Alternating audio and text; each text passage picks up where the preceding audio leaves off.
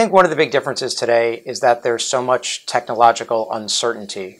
We know that there are these new technologies floating around, robotics, autonomy, cyber, 3D printing. Everybody knows that these things will be important, but what these things will actually mean for the ability of the United States to produce military power over the next generation is still up in the air in some ways, and I think that's different than, say, the 1950s when everybody knew that nuclear weapons were the next big thing, or even to the 1970s, 1980s, when it was clear that you had this trend toward precision guidance, and that was going to shift how the United States could fight.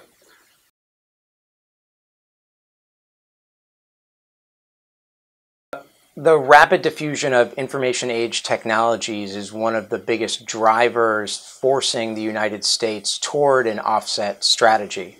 That the previous generation of technologies were capital-intensive, enormous platforms. Think manned bombers, manned fighters, aircraft carriers. Those were things that it was easy for the United States to control in a way and maintain a sustainable lead.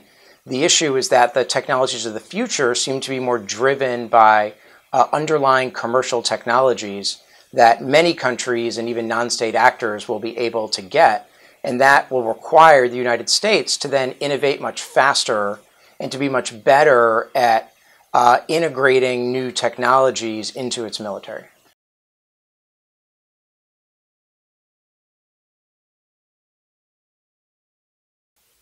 My top-line recommendation for the Secretary of Defense would be to not skimp on munitions.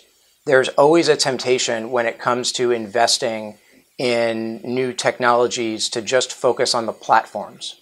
But really, a lot of the issues that we're talking about are issues where we need to reduce the cost of munitions, and we need to think about how to develop smarter munitions that can help in contested battle spaces in places like Asia.